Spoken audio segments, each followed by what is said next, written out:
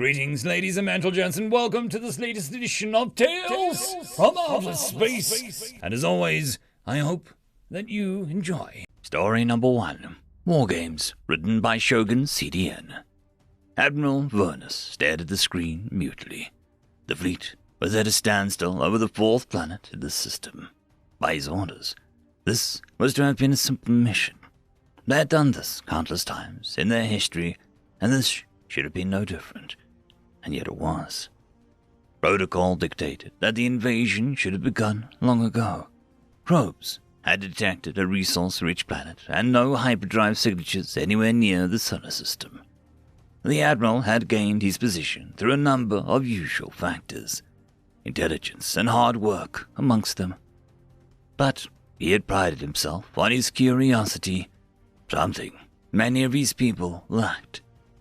They had been dominant in the galaxy for so long, most of his people had simply come to accept that the galaxy was simply there to provide for them. For generations, fleets like the one he commanded had scoured the stars, subjugating races they encountered and taking the riches of their planets for their own people. Any resistance was dealt with quickly, and they were unmatched in their military might. There were a few dozen species that had developed hyperdrive technology. His people had defeated a few and made alliances with the rest. The terms of the alliance were always one-sided and amounted to no more than voluntary servitude, but had accomplished the same thing and saved some time and resources that a protracted engagement may have required.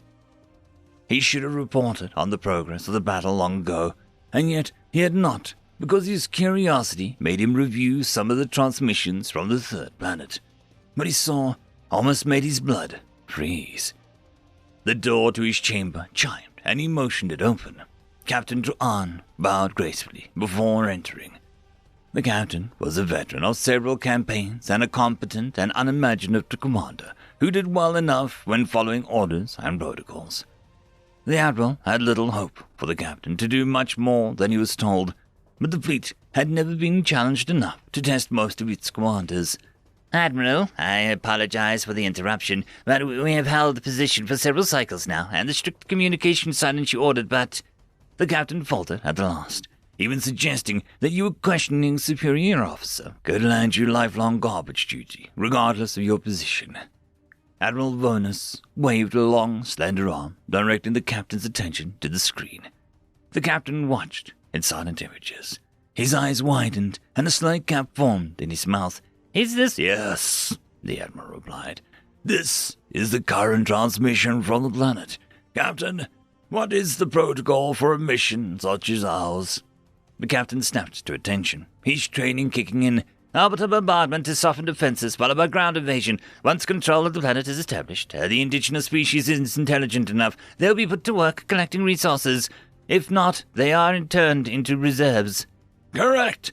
And despite this fleet, it is a ground invasion that is key. For all that we may do from space, unless we control the ground, our mission cannot succeed. True? The Admiral asked. Of course, sir, replied the captain. So, how do you think that our ground forces would fare against that? The Admiral said, gesturing again to the screen. The captain again watched an unimaginable violence played out before him. The species of this planet seemed to have an incredible appetite for battle, and the forces that they threw against one another was something that he had never witnessed. The species attacked each other with power at speed and he could not comprehend. They were bulky and thickly muscled and did not seem to tire. He looked at his own thin arms and delicate chestplate and wondered how long he might last if he encountered one of these creatures in battle. Just as we temper our metals in fire and pressure, this hostile planet has created something we've never seen. Perhaps long ago our people may have been their equals, but we've grown weak over the eons, too dependent on our technology to be made soft in comparison. We have not walked through the fire in a very long time, Captain. This species revels in it. Our soldiers would not last one cycle against behemoths such as this, the Admiral said. But we detected no hyperdrive. Could we not simply maintain orbital bombardment until they capitulate? The captain asked. From what I have seen, by the time that happened, the planet would be unusable for us, all them. While our subjects are currently docile, if they were to find out that we committed genocide, we would find ourselves with revolts on many fronts. No, Captain, there is only one course of action we can take. Leave the system, and pray that it is a very long time before these, humans discover hyperdrive technology. We can only hope that when we meet them, they will accept our terms of alliance. If not, the Admiral trailed off, leaving the thought unfinished. Set course for home, Captain. We need to report on this and quarantine the sector, the Admiral commanded. The Captain exited quickly, and the Admiral turned his attention back to the screen. He let out an involuntary shudder before turning off the screen, as the last image recorded the score that read Giants 17, Cowboys 21. End of story. Story number 2. Inquiries written by Satoshi. Rice had just finished tidying up his composure when one of the captives he was guarding begun to snigger. Again. Turning about, he stalked up to the 2 Imperials locked away in their cell. Shut up! Oh, lighten up, rebel boy. The one called Asa chided. Her cellmate Doran was the one who'd been making the noise. Both of them were Darveran, with their characteristic strong builds and ashen skin. The guard resisted the urge to whip out his pistol. You're prisoners! You're Imperial wretches! Start acting like it! Isa leaned back with the grice assumed was a mocking offense. Why, my dear friend here was just having a laugh, weren't you, Doran? Prisoners aren't supposed to be having laughs, Griff spat back. Doran answered, Yeah, rebel boy. I was just thinking the last time someone dragged Jennifer into an interrogation room. Jennifer, their third companion, Grice remembered, and a human woman currently being interrogated. Trying to tie with me, huh? Grice ventured. Typical Imperial mind games. The guard strolled away from the cell door. Suit yourself, Doran said with a shrug. A minute of lackluster silence tickled on. Finally, Grice settled back towards the cell. What happened last time? With Jennifer in the interrogation room, I mean. Doran locked his gaze on Grice before his mouth split into a grin, and he started laughing again. Liza just shook her head and gave Grice a coy smile. Why don't you just see for yourself, rebel boy? See for myself. He glanced at the interrogation room door. Yeah, go and look, Liza prodded. She's probably already making quick work of your pal in there. You almost got me, Grice laughed, a little more nervously than he intended. Damned Imperials! He walked away from the cell door, deciding not to let the prisoners muddy his thoughts. But as he stood there, the gears in his mind began to whir into motion. Maybe the human woman had a concealed weapon. Maybe she had some sort of inherent ability previously unknown. What if she was overpowering Grice's colleague, Roll, at this very moment? No, that was impossible. The guard was just starting to shake such dark thoughts from his head when he heard the weeping come from the interrogation room. But he knew the voice. It wasn't the woman's. Ripping his pistol from its holster, Grice dashed to the door and slammed it open. He spotted Rull, who had tears trickling from his eyes, and Rull was sitting in the interrogation table where Jennifer stroked the man's shoulder with a gentle hand. And that's the last thing I said to him, Rull lamented, between breaths, his voice damp with remorse. We haven't seen each other in years, and we used to be so close. A few tears slid down his face again, hardly fitting for someone in his position. People just drift apart sometimes, Jennifer said in a tone that Grice found oddly soothing.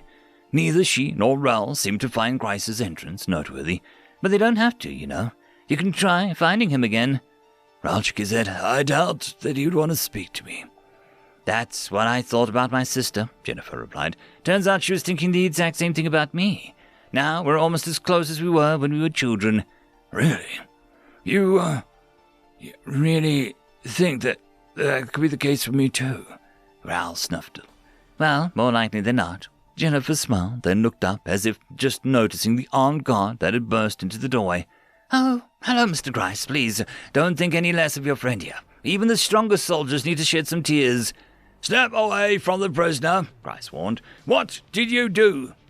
We were just talking, Jennifer professed, with her hands raised, her face growing stoic. Rel nodded with seeming appreciation. Talking, huh? Talking? Seems like all you Imperials do is talk. He leveled his pistol sight straight at her heart. Get back to the cell, now! Just a little while longer, Mr. Grice. Get back to the cell, or I will gun you down right now. Jennifer donned a solemn expression.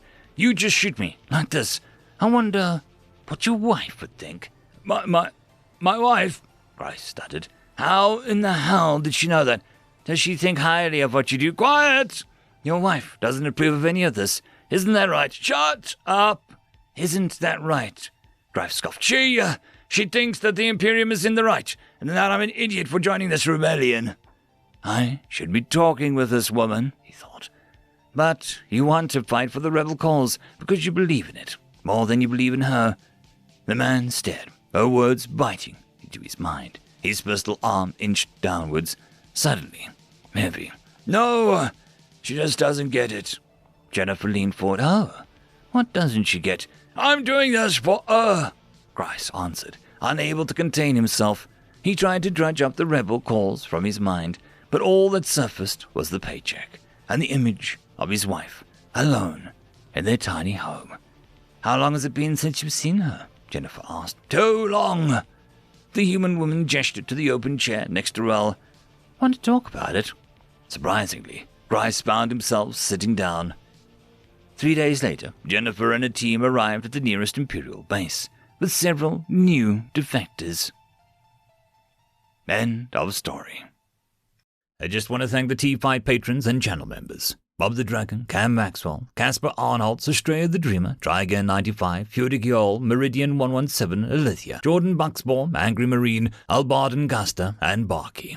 Thank you very much. And that, my friends, concludes this video. I hope that you enjoyed. There are links down below, both to support this channel and for the author of this fiction. Anyways, I hope you all have a fantastic one, and I'll see you next time. Cheers.